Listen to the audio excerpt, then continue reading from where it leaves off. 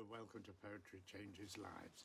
Once again, in the garden, here we are talking about what we always talk about, poetry, history, and the thought for the day. This is the book where it all began.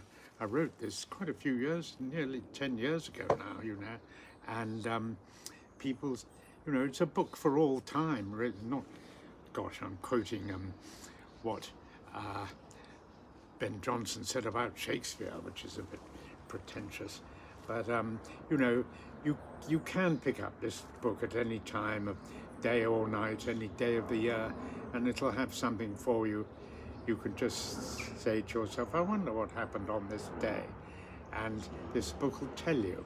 poetrychangeslives.com is the website where you can read about it, sign up for this daily reading, entirely free, or you can sign up and buy the book there, or get it direct from Amazon or from a bookshop, of course.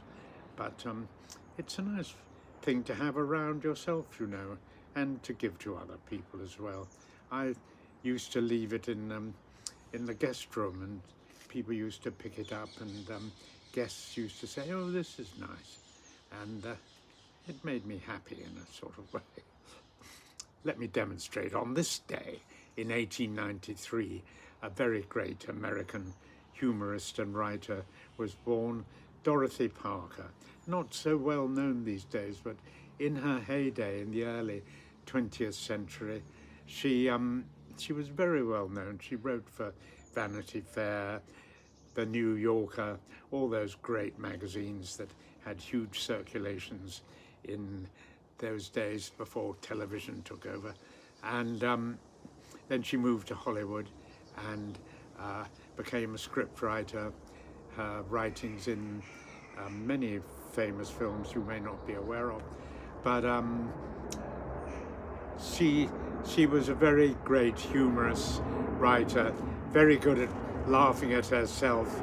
She had a sadly unhappy series of love affairs and failed marriages. She was a bit too fond of the old demon drink, I'm afraid. At least I suspect. I hope I'm not slandering her.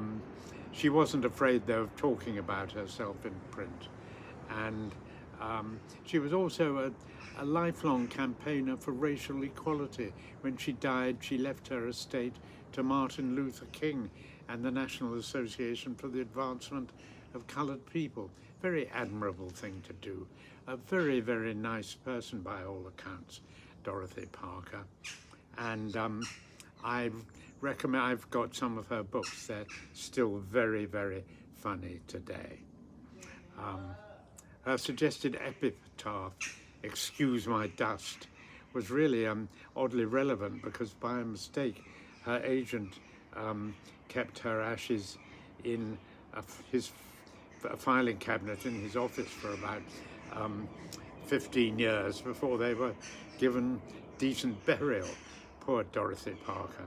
Still, she was very good at laughing at herself, and I recommend her writing. It's beautifully ironic and self-mocking and wry. I'm going to read today a poem that has that subtle sort of irony about it. Very nice, by Gilbert and Sullivan, from their opera The Mikado.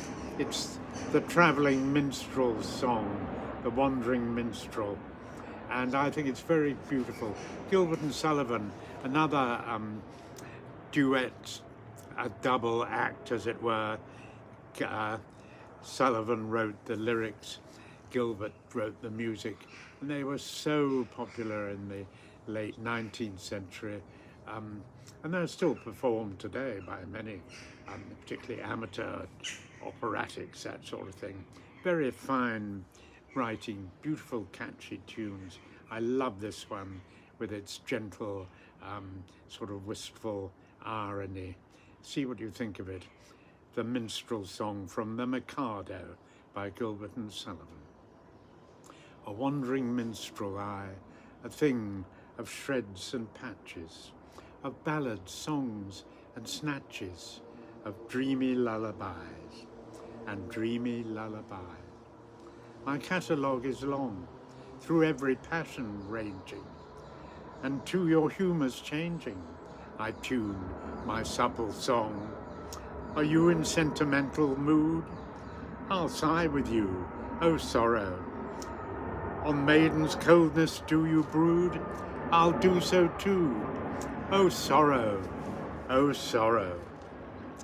So it's telling us that, you know, poetry can change one's mood, and the minstrel will do it at will, as we require. Very true, very true. Today I will remember all those who struggle with relationships and affairs of the heart, and which of us have not. I wish you all a good day. Thank you for listening.